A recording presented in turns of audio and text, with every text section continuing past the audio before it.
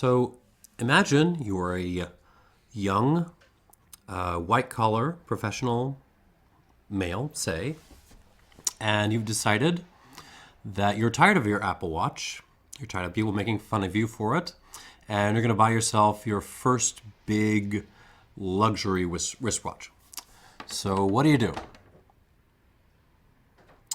You first go and try to learn the category as best you can.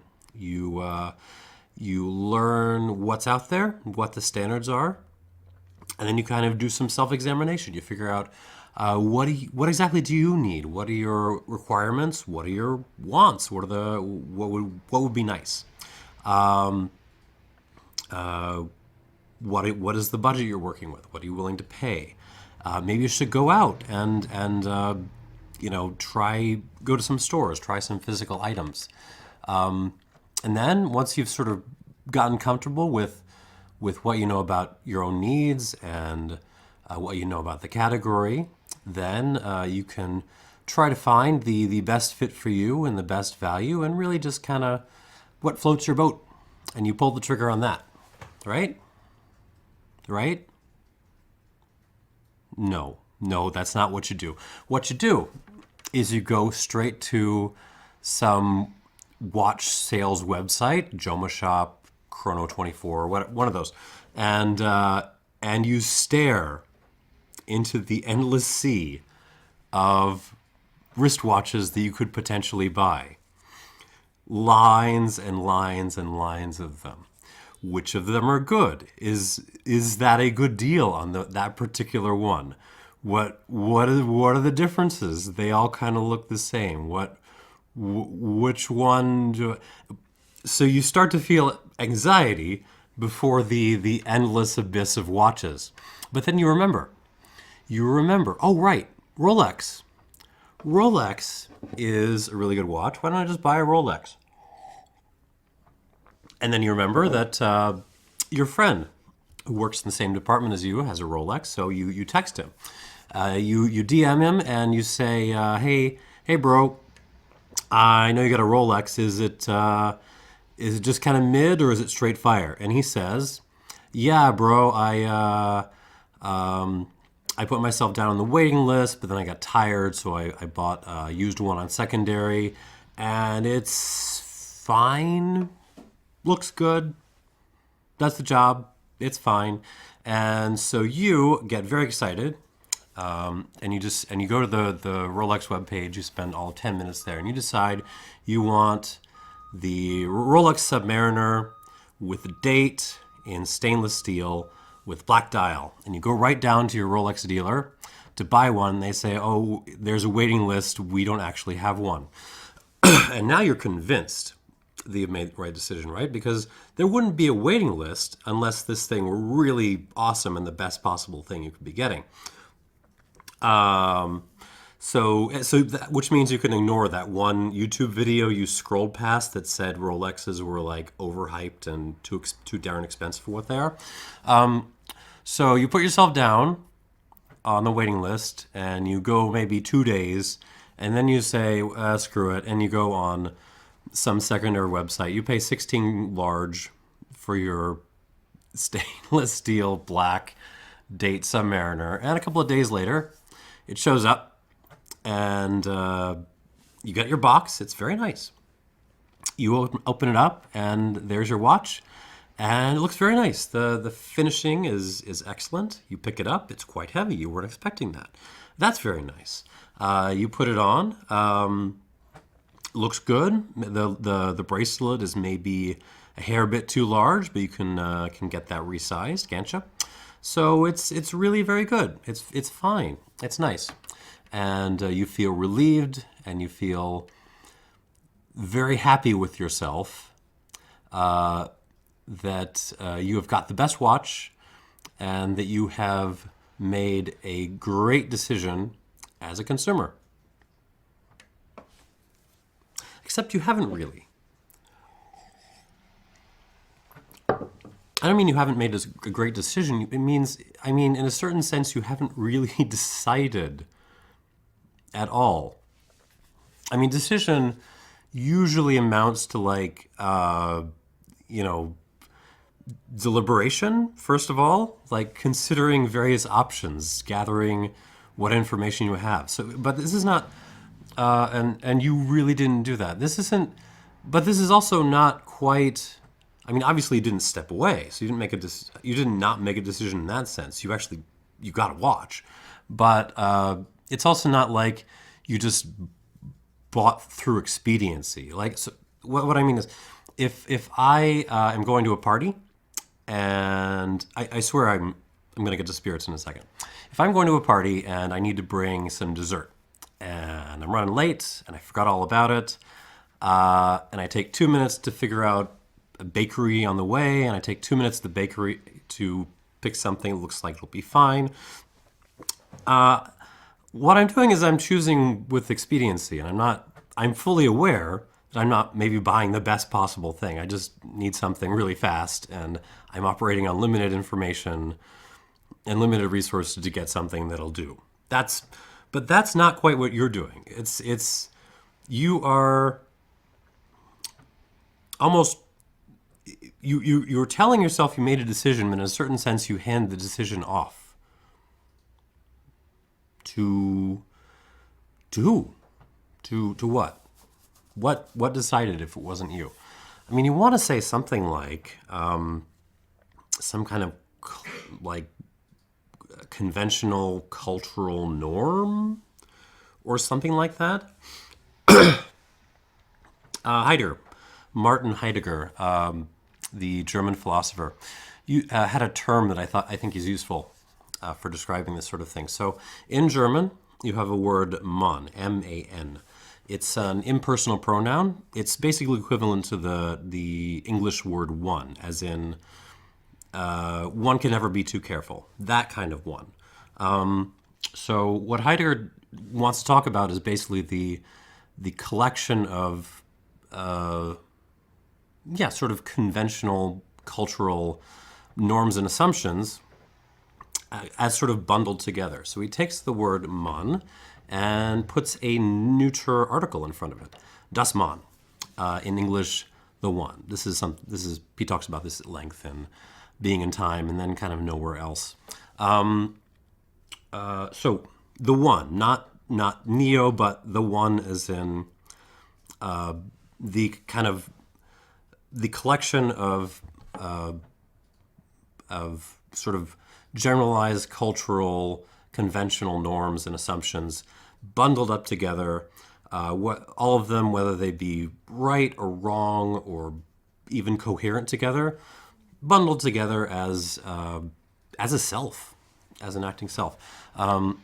Heidegger makes the case that initially and most of the time, we do as one does. We buy what one buys. We say what one says. We believe what one believes. And that's not necessarily bad. In fact, you couldn't really imagine life being otherwise in most situations. But it's something to be aware of because it means you don't have to take responsibility for that certain kind of choice. If you didn't make it, one made it, then you don't have to sort of face up to the possibility that maybe you were wrong. So, anyways, backing up a little. This is something I've been thinking about a lot, and I'm going to call it the Rolex effect. I don't want to define that. I don't want to try to nail that down. I'd rather keep it as what Heidegger, or even earlier on, used to call a formal indication, which is to say, I'm pointing at something that seems important, and I'm trying to make sense of it in a kind of open-ended way, where we're keeping a pin in it and trying to figure out what's going on. And of course, all this phenomenon, this sort of deciding while not deciding, one buying what one buys, is completely applicable to liquor stores, right? I mean, I sell wine for a living, right? And for the longest time, I did not understand why people didn't want to talk to me. You know, the guy hanging around, stocking shelves, who knew way, way better than what they should be buying. And I didn't. I will introduce myself, say hi, ask them if they need help. They do not want to deal with me. They would rather rush into another aisle than talk to me. And I was wondering why that was the case. And for a while I thought maybe they think I'm the enemy. Maybe they think this is a total whine, and I'm just there to kind of trick them into buying some store brand with a high margin. Maybe that would make sense. But as I've been doing it for longer and longer, I've realized, no, they just don't want to talk to me because they don't want to be faced with the possibility that maybe they don't know what they're doing. Maybe their sense of what is going on in this space, this liquor store, isn't as good as they would like to believe. There's this fear, this anxiety. The characteristic of the one, as Heidegger likes to describe it, is it always already knows everything. It has no need to question itself because it's always right, including and maybe most of all when one knows that one can always learn more. Say, they can spout those things off and still insist on being right all the time. That's part of the. That's part of how it works. Part of how it covers itself up. So yeah. I mean, why? You talk to anyone who's tried, I don't know, say Blanton's or something, and everyone seems to agree that of course Blanton's isn't worth the money. It's not worth what it is on secondary. It's not worth what 300-400 whatever it's going for. It's certainly not worth that, and it's certainly not. It's maybe not even worth its retail price. Like, it's my least favorite single barrel bourbon out there, aside from some craft stuff, which just shouldn't be on the shelves at all. Blanton's just ain't very good, and most people sort of agree on that, and yet we're still buying it because that is the bourbon one should buy. So that's part of what I'm calling the Rolex effect.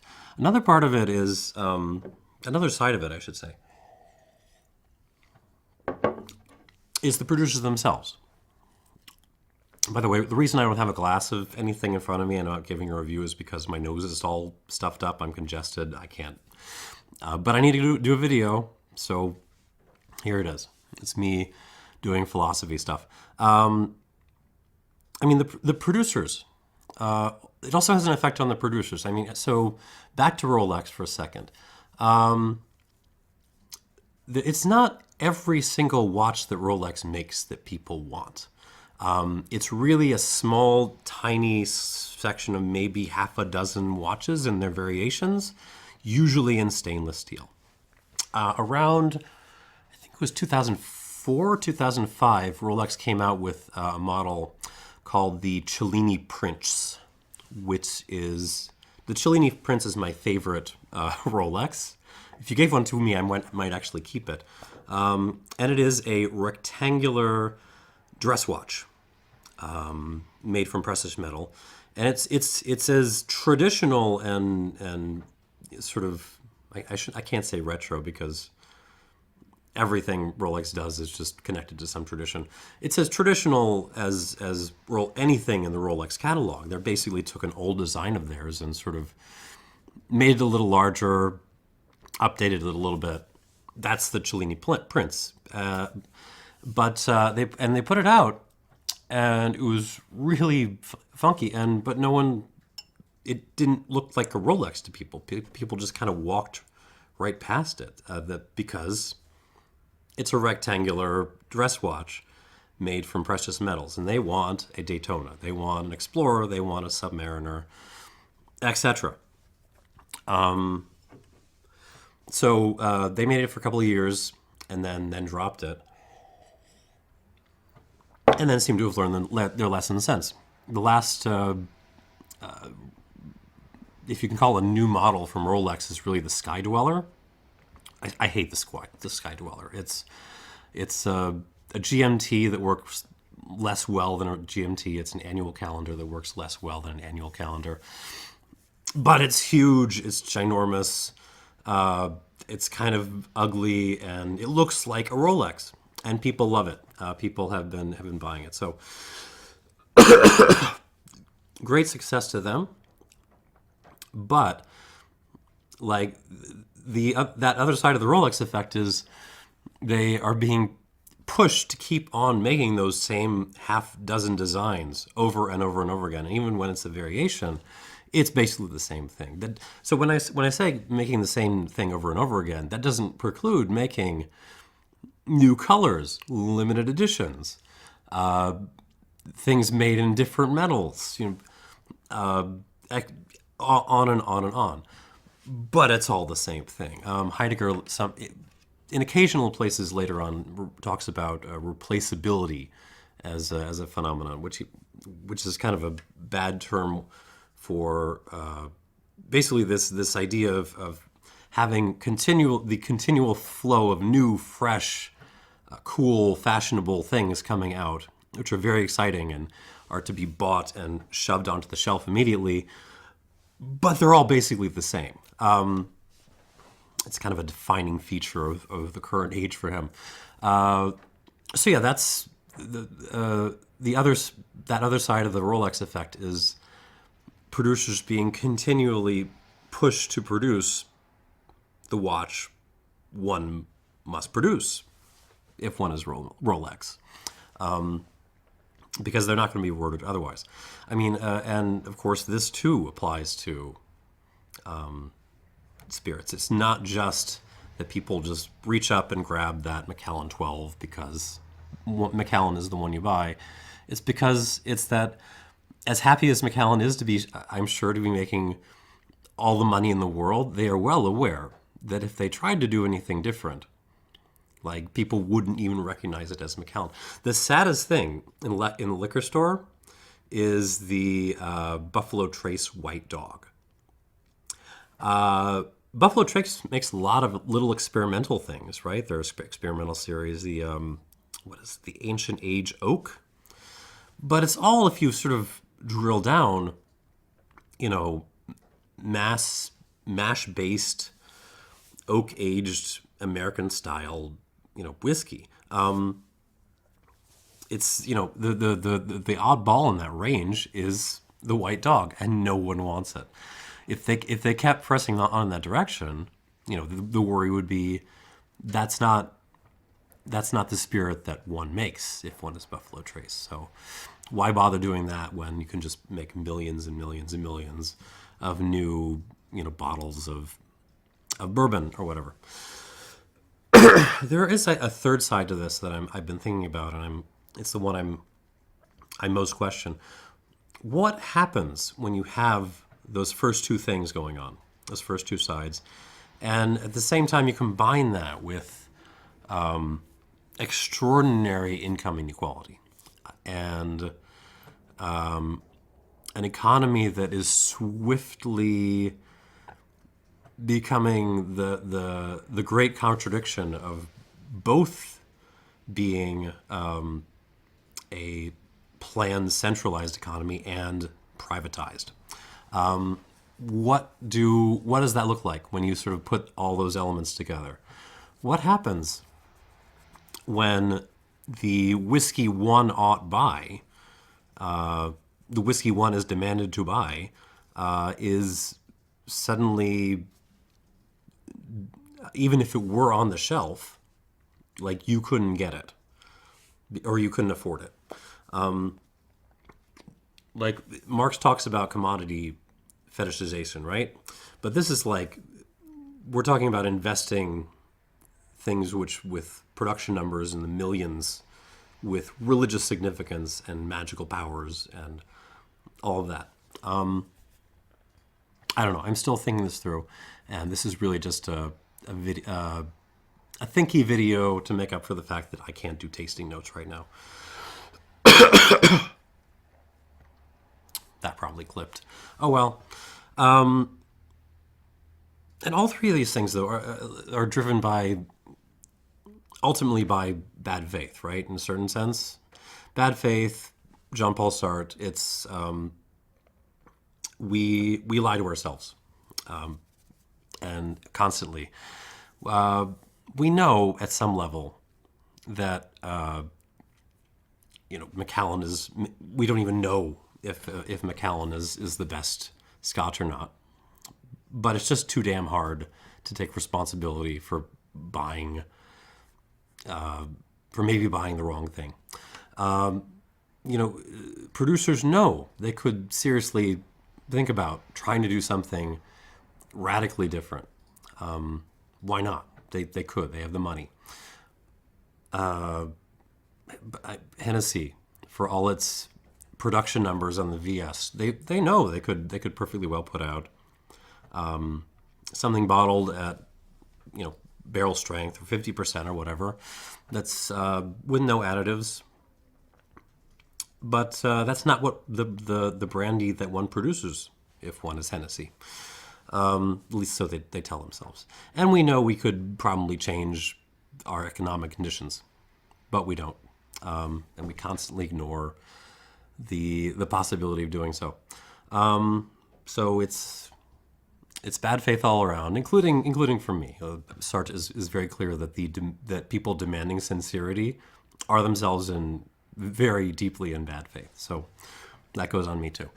I don't know, just something to think about for your Tuesday commute or whatever. Maybe the Rolex effect is just constitutive of what it means to be human in this new century. I don't know. But I can tell you that if you have the resources to, actually back up your decision making and take responsibility, then you can you can reap the rewards